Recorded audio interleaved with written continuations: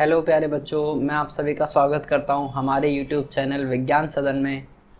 और last class में हमने बात कर ली थी कि कंप्लीटिंग द स्क्वायर मेथड कैसे सॉल्व करते हैं, राइट। तो आज हम पढ़ने वाले हैं क्वाड्रेटिक फार्मूला के ऊपर, जो टॉपिक है वो पढ़ने वाले हैं। तो पहले मैं क्वाड्रेटिक फार्मूला के बारे में थोड़ा कुछ बताऊँगा, वैसे लास्ट लेक्चर्स में डिस्कस हो चुका है, फिर उसके आगे देखते हैं, ठीक है। सो हम जो पढ़ रहे हैं क्लास 10th मैथ्स का चैप्टर नंबर 4 क्वाड्रेटिक इक्वेशन पढ़ रहे हैं, जिसमें आज हमें क्वाड्रेटिक फार्मूला के बारे में पढ़ना है, मतलब उससे रिलेटेड क्वेश्चंस करने हैं। अगर आपने पिछला वीडियो नहीं देखा है तो पिछला वीडियो जाके देखें, उसके अंदर मैंने फॉर्मूलेस के बारे में बताया हुआ है कि क्वाड्रेटिक फार्मूला कैसे यूज़ करते हैं, क्या होता है, राइट। तो चलिए स्टार्ट करते हैं आज का लेक्चर। सो जो क्वेश्चन है वो क्या कहता है, find the roots of the quadratic equation. हमारे पास एक क्वाड्रेटिक इक्वेशन है given in question number 1 by applying quadratic formula. मतलब जो भी हमें क्वेश्चन नंबर 1 दिया है, जितने भी उसमें क्वेश्चंस दिए गए थे, उन सभी को हमें क्वाड्रेटिक फार्मूला से सॉल्व करना है, राइट। तो सबसे पहले तो हमें नेचर डिस्कस करना पड़ेगा कि उनका सॉल्यूशन पॉसिबल भी है या नहीं है, राइट। तो सबसे पहले तो देख लेते हैं इक्वेशन। तो इक्वेशन हमारे पास है ax square plus B X plus C की फॉर्म में होती है इक्वेशन। और हमारे पास जो फर्स्ट पार्ट है वो है 2x स्क्वायर माइनस का 7x प्लस का 3 इक्वल टू 0। तो अगर हम कंपेयर करें तो a कितना आएगा, 2 आएगा, राइट। b कितना आएगा, -7 आएगा, और c कितना आ जाएगा, 3 आ जाएगा, राइट। तो a आ गया, b आ गया और c आ गया। तो इसके अकॉर्डिंग अगर हम पहले चेक करेंगे कि नेचर ऑफ रूट्स क्या है, मतलब पॉसिबल भी है रूट्स निकालना या नहीं है। सो उसको निकालने के लिए for checking nature of roots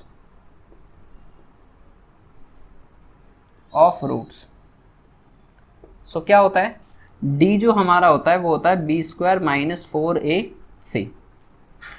तो हमने d के लिए भी जो डिस्क्रिमिनेंट होता है उसके लिए भी लास्ट क्लास में कंसेप्ट पढ़ लिया था, ठीक है। अब हम उसके आगे पढ़ने वाले हैं कि उसे यूज़ कैसे करते हैं और उसका मीनिंग क्या होता है। वैसे मीनिंग तो लास्ट क्लासेस में भी डिस्कस हुआ है, जब कंप्लीटिंग द स्क्वायर मेथड पढ़ रहे थे तब भी।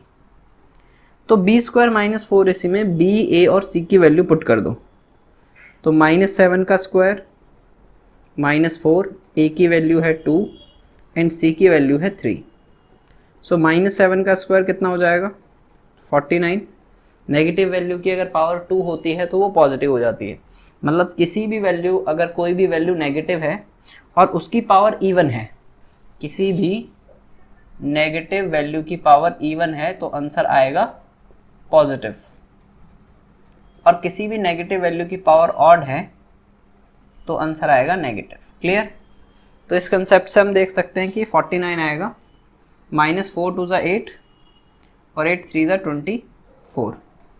तो ये 49 माइनस 24 कितना आ जाएगा, d हमारे पास d आ गया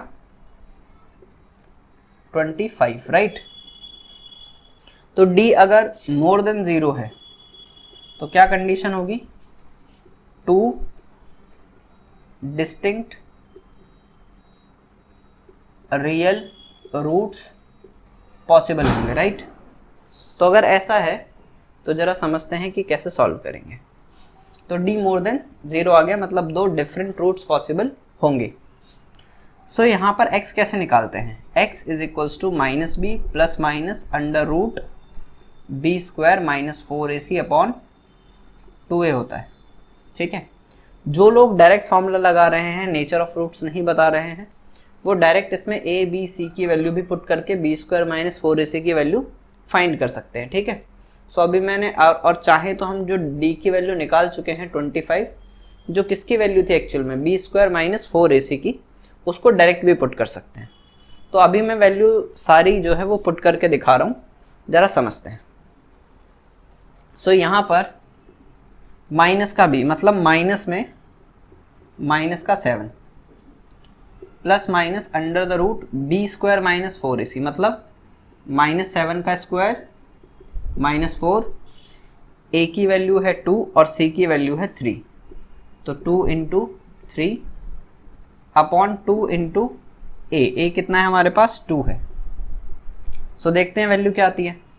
x की वैल्यू हमारे पास आ जाएगी माइनस माइनस प्लस हो गया तो +7 हो गया, प्लस माइनस अंडर रूट -7 का स्क्वायर हुआ 49, -4 2 ज़ा 8, 8 3 ज़ा 24 अपॉन 4 आ गया।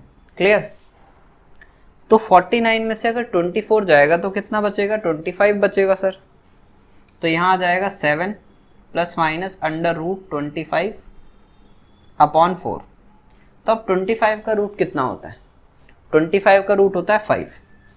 तो दो वैल्यू आ गई, 7 प्लस माइनस 5 अपॉन 4। दो कैसे है सर, मुझे तो एक ही दिखाई दे रही है। यहाँ पॉजिटिव और नेगेटिव दोनों साइन है, तो इसका मतलब x की दो वैल्यूज़ है। क्लियर है। अभी देखते हैं x की क्या वैल्यूज़ होगी। पहले आप आई होप कि ये समझ ही आया होगा, ठीक है। तो पहले आप ये छाप लीजिए, फिर आगे देखते हैं।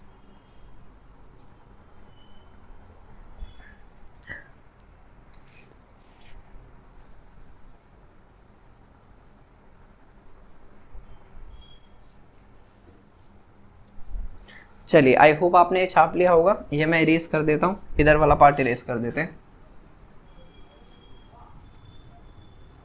तो अब देखिए, यहाँ पर जो हमारे पास x की वैल्यू आएगी वो आएगी एक 7 प्लस 5 अपॉन 4, और दूसरी वैल्यू क्या आएगी 7 माइनस 5 अपॉन 4। तो 7 प्लस 5 हो जाएगा 12 अपॉन 4, सो 4 3 ज़ा 12, और यहाँ पर 7 माइनस 5 क्या हो जाएगा 2 अपॉन 4, सो 2 1 ज़ा 2, 2 2 ज़ा 4, तो 1 अपॉन 2 आ गया। इसका मतलब x हमारा आ गया 3 और x हमारा आ गया 1 अपॉन 2। क्लियर है। तो इस तरीके से हमने दो वैल्यूज कैलकुलेट कर ली है। सो यहाँ पर क्या था, क्वाड्रेटिक इक्वेशन था, दो वैल्यूज ही आनी चाहिए थी और दो ही वैल्यूज आई भी हैं, और दोनों ही वैल्यू डिफरेंट हैं।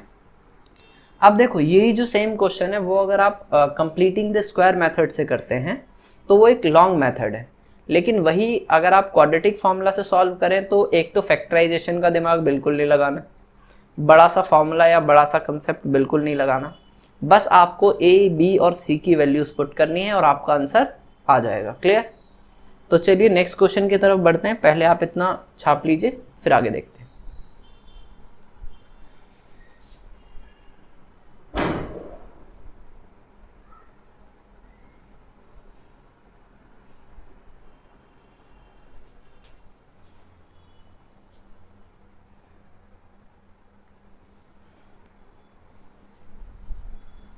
चलिए नेक्स्ट क्वेश्चन भी देखते हैं।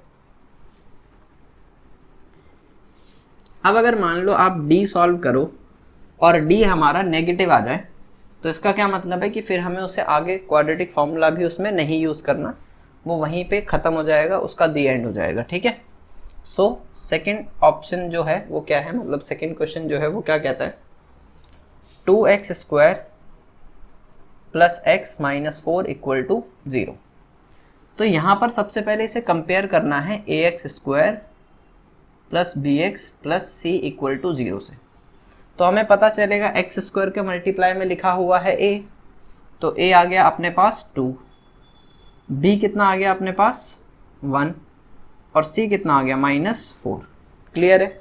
तो हमने a b और c फाइंड कर लिया है। अब क्या करना है, अब आपको यूज़ करना है for finding nature of roots, nature of roots. तो यहाँ पर क्या होगा, जरा वैल्यू देखते हैं। d निकालना है अपने को, जो कि होता है बी स्क्वायर माइनस 4ac। तो बी स्क्वायर का मतलब 1 का स्क्वायर -4, a की वैल्यू 2 और c की वैल्यू -4। तो ये कितना आ जाएगा, 1 का स्क्वायर तो 1 ही होता है, माइनस माइनस क्या हो गया प्लस, 4 4 ज़ा 16 और 16 2 ज़ा 32। तो कितना आ जाएगा d अपने पास 33। तो again d is more than 0, तो 2 डिस्टिंक्ट रियल रूट्स पॉसिबल है। ठीक है। तो अगर 2 डिफरेंट रूट्स पॉसिबल है तो फाइंड भी कर लेते हैं। सो यूजिंग क्वाड्रेटिक फॉर्मूला, ऐसे लिख सकते हैं आप, है ना, यूजिंग क्वाड्रेटिक फॉर्मूला अपने को क्या पता है, अपने को पता है कि जो x होता है हमारा वो होता है -b plus minus under root B square minus 4ac upon 2a। Simple सा फॉर्मूला है, कोई बड़ी बात नहीं, आसानी से याद रख सकते हैं, यूज भी कर सकते हैं। तो अब हम बी स्क्वायर माइनस 4ac की वैल्यू डायरेक्ट यहीं से लिख देंगे, कितनी आई थी 33। सो यहाँ पर माइनस का b आया था 1 plus minus under root 33 upon 2 into A की वैल्यू 1। तो क्या वैल्यू आ जाएगी यहाँ -1 plus minus under root 33 upon 2। इसका मतलब x की दो वैल्यूज होंगी, एक वैल्यू होगी -1 plus root under 33 upon 2 and next value होगी -1 माइनस अंडर रूट 33 अपॉन 2। तो याद करो ये सेम क्वेश्चन जो है हमने किया था किससे, कंप्लीटिंग द स्क्वायर मेथड से, और जब वो किया था तो भी आंसर सेम आया था। तो अब सोचो वही मेथड जो हमने कंप्लीटिंग द स्क्वायर मेथड किया था वो बहुत लॉन्ग मेथड था, लेकिन उसी चीज़ को हम शॉर्ट में इस क्वाड्रेटिक फॉर्मूला से कर सकते हैं, ना ही हमें ज़्यादा दिमाग इस्तेमाल करना, सिंपल सी चीज़ें हैं, बस फॉर्मूले में पुट करना है और आंसर आ जाएगा। तो इसे छापिए, फिर नेक्स्ट की तरफ बढ़ते हैं।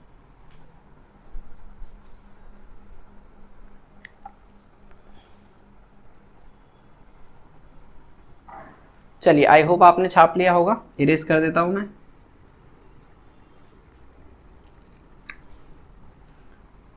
अगला क्वेश्चन में क्या करते हैं हम, इसमें बस चेंजेस कर देते हैं, दोबारा क्यों लिखेंगे, ठीक है। फॉर्मूला क्यों लिखना दोबारा।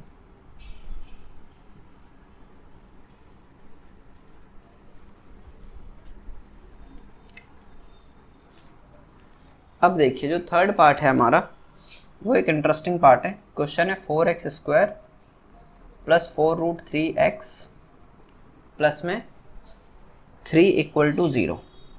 तो आपको याद होगा ये वाला जो क्वेश्चन है ये हमने किया था सॉल्व, किससे किया था, कंप्लीटिंग द स्क्वायर मेथड से।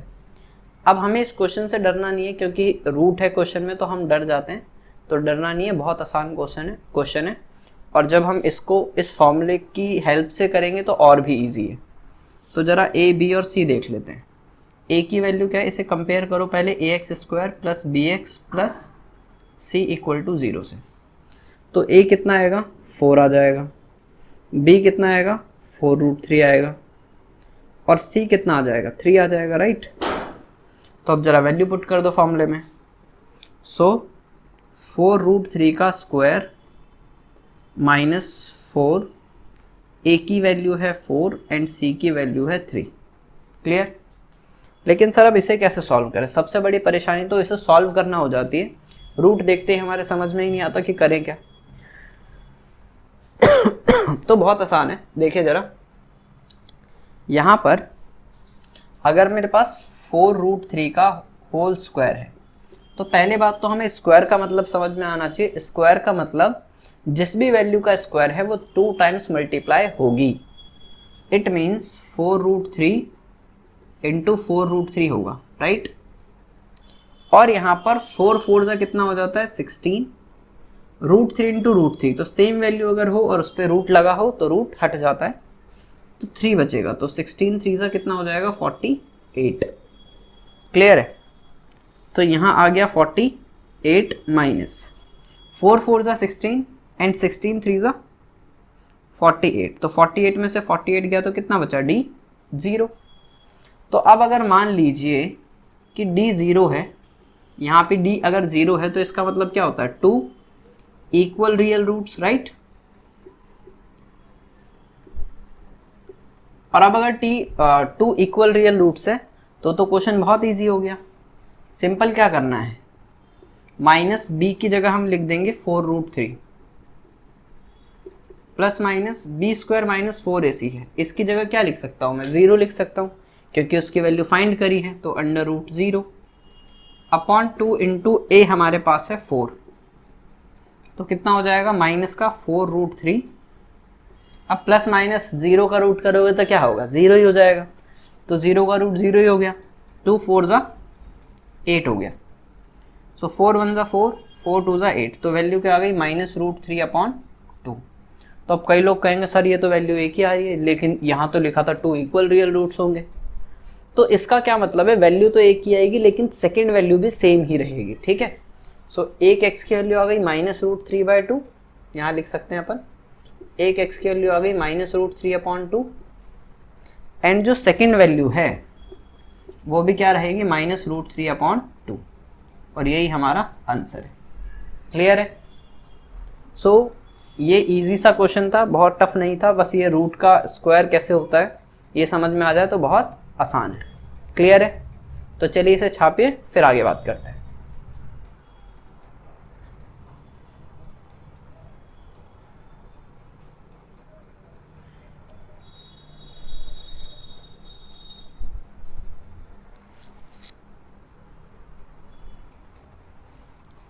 चलिए इसे इरेज कर देता हूं अब मैं। आई होप आपने लिख ही लिया होगा।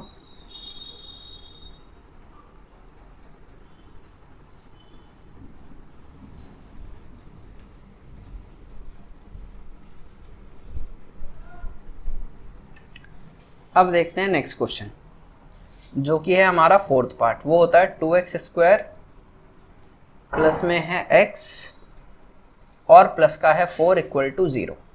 तो फोर्थ पार्ट है, इस क्वेश्चन का लास्ट पार्ट है, तो आज हम ये कंप्लीट करेंगे क्वेश्चन, ठीक है। सो इसमें अगर मैं देखूं तो क्या है, इस इक्वेशन को कंपेयर करते हैं ax² + bx + c = 0 से। तो x² का कोफिशिएंट क्या है, a है, तो a हमारा है 2, x के साथ कुछ नहीं लिखा, तो b कितना है अपना 1, और c कितना है अपने पास 4। क्लियर। तो अब देख लेते हैं value. For finding nature of roots, तो जो d होता है हमारा वो क्या होता है, b² - 4ac। तो b² मतलब 1 का स्क्वायर -4, a की वैल्यू है हमारे पास 2 और c की वैल्यू है 4। तो कितना हो जाएगा हमारे पास, d आ जाएगा 1 का स्क्वायर 1 होगा, -4 2 = 8, 8 4 = 32।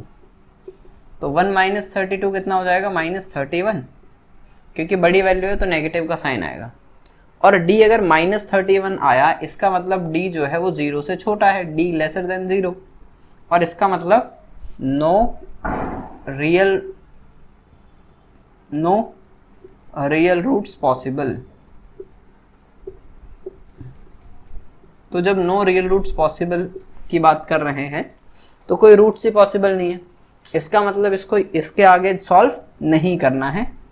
दैट इज योर आंसर, ठीक है। इसे छापते हैं, फिर आगे बात करते हैं।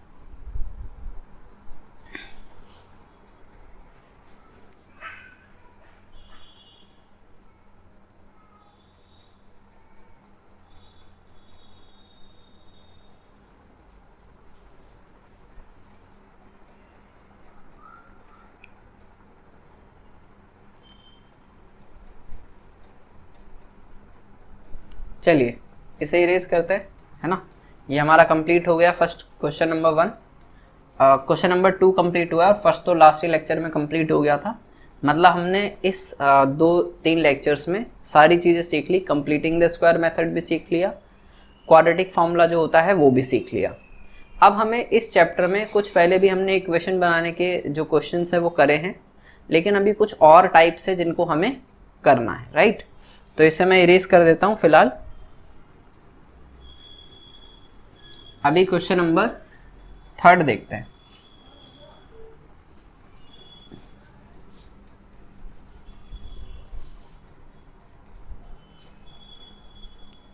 सो क्वेश्चन नंबर 3 है,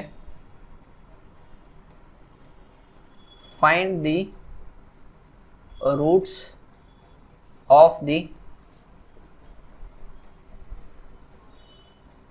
फॉलोइंग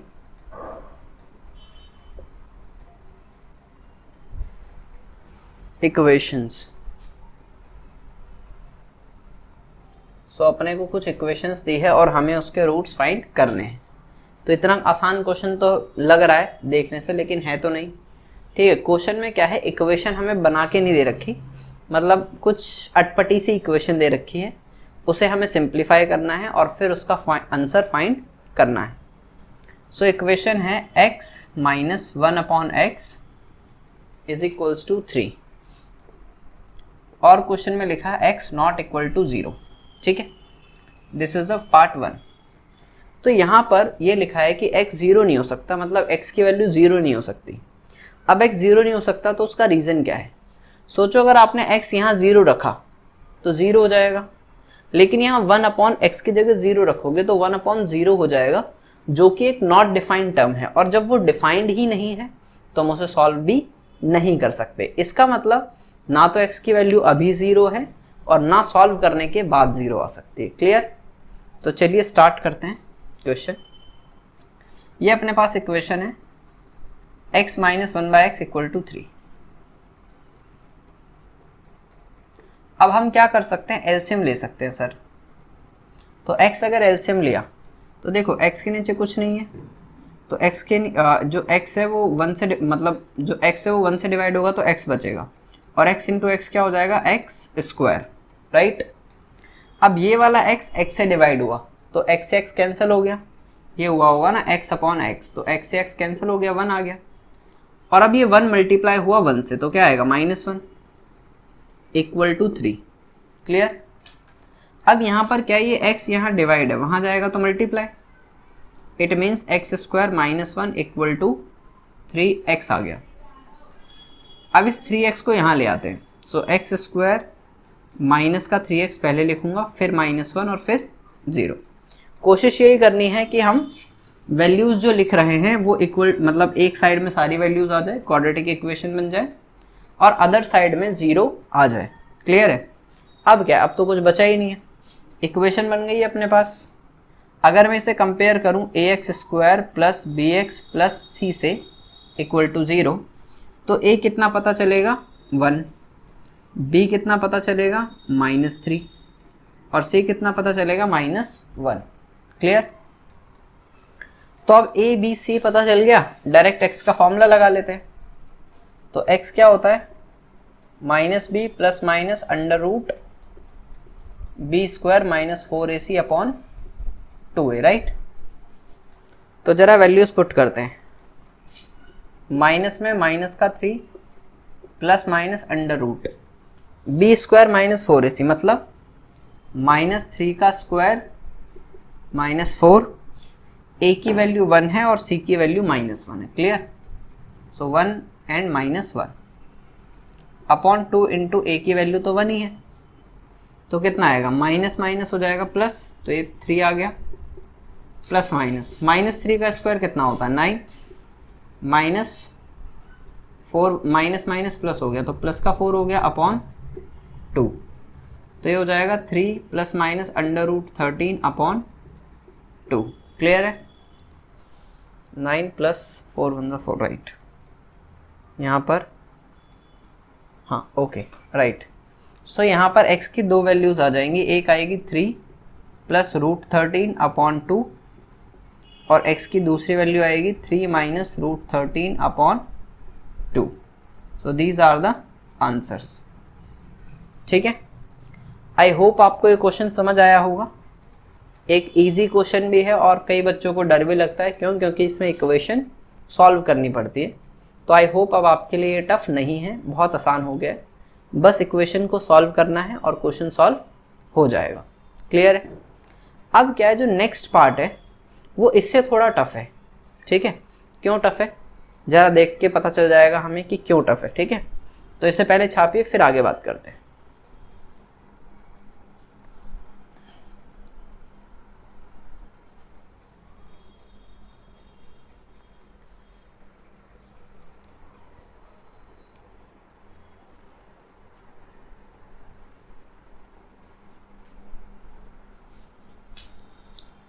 चलिए बढ़ते हैं आगे।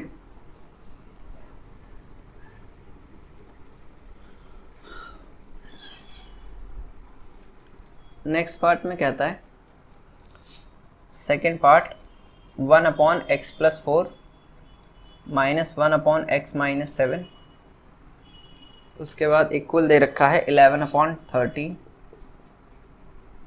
और साथ में बोल रखा है कि x एक तो -4 नहीं हो सकता और 7 नहीं हो सकता, तो यहाँ पे भी x -4 नहीं हो सकता और 7 नहीं हो सकता।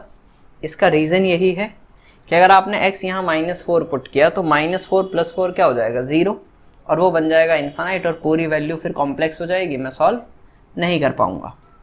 फिर 7 - 7 करेंगे तो वो भी 0 हो सकता है, तो इसका मतलब ये भी प्रॉब्लम क्रिएट हो जाएगी। तो हम ये दोनों ही कंडीशन में मतलब जो भी सॉल्व करेंगे उसमें एक तो x की वैल्यू -4 नहीं आनी चाहिए और 7 नहीं होनी चाहिए। क्लियर है? तो चलिए स्टार्ट करते हैं सॉल्व करना। इक्वेशन है अपने पास 1/x + 4 -1/x - 7 = 11/30। तो यहाँ पे एलसीएम ले लेते हैं x + 4 × x - 7, क्रॉस मल्टीप्लाई कराते हैं, तो इसको इससे मल्टीप्लाई कराया तो 1 × x - 7। ऐसा ही होता है जब वैल्यू डिफरेंट हो, दोनों को मल्टीप्लाई में लिख दो और फिर ऊपर क्रॉस मल्टीप्लाई करा लो, तो 1 × दिस -1 × x + 4 = 11/30। क्लियर? तो देखते हैं जरा क्या होगा। x माइनस का 7, -1 अंदर जाएगा तो माइनस का x माइनस का 4, क्योंकि साइन जब अंदर जाता है माइनस का तो वो वैल्यूज़ के साइन चेंज कर देता है। तो x प्लस का था तो माइनस हो गया, और प्लस का 4 था तो भी माइनस हो गया, upon x multiplied by x तो क्या हो जाएगा x², x मल्टीप्लाइड बाय 7 तो माइनस का 7x, 4 मल्टीप्लाइड बाय x तो प्लस प्लस प्लस होता है तो प्लस का 4x, प्लस माइनस माइनस 7 4 28 = 11/30।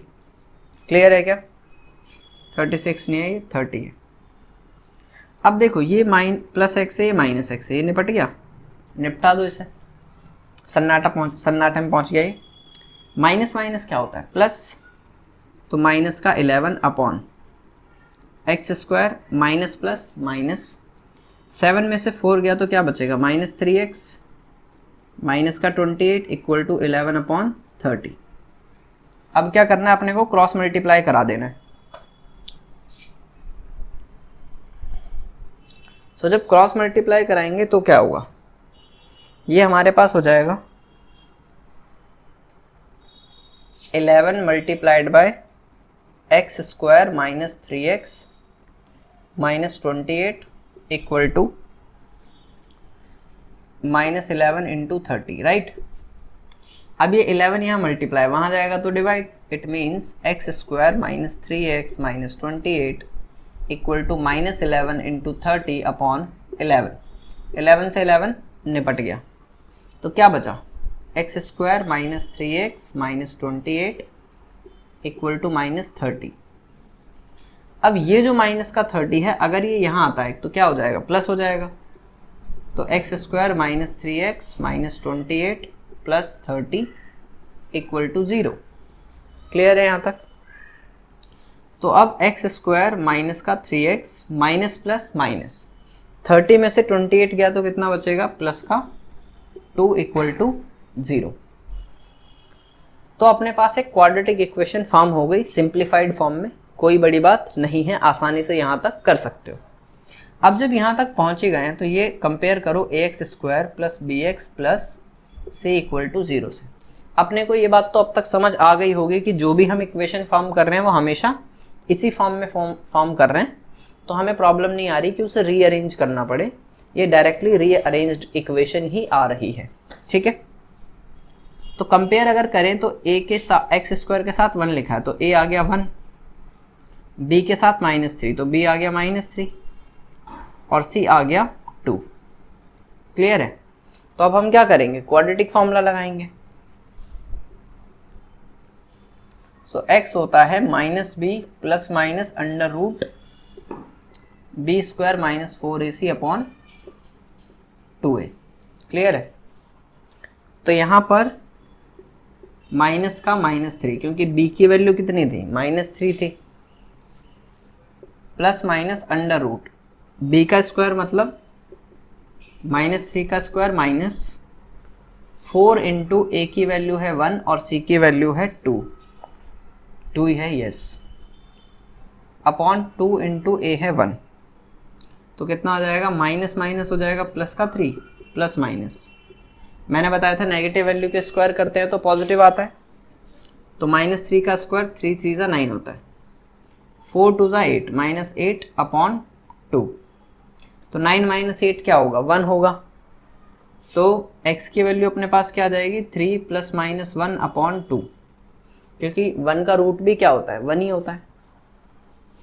तो x की अपने पास जो पहली वैल्यू आएगी वो आएगी 3 प्लस 1 अपॉन 2, और x की दूसरी वैल्यू आएगी 3 माइनस 1 अपॉन 2, तो 4 अपॉन 2 और यहाँ 2 अपॉन 2, सो 2 1 ज़ा 2 हो गया, 2 2 ज़ा 4 हो गया, तो x की वैल्यू आ गई 2 और x की वैल्यू आ गई अपने पास 1। क्लियर है? तो इस तरीके से हमारे पास x की वैल्यूज़ भी फाइंड हो गई और हमने इक्वेशन को सिंप्लीफाइड करना भी सीख लिया। तो सिंप्लीफिकेशन इस तरीके से कर सकते हो, एलसीएम वगैरह लेके, और फिर क्वाड्रेटिक इक्वेशन बना और फिर उसे क्वाड्रेटिक फॉर्मूला से सॉल्व कर सकते हैं, राइट। तो इसको फटाफट से छापिए, फिर देखते हैं।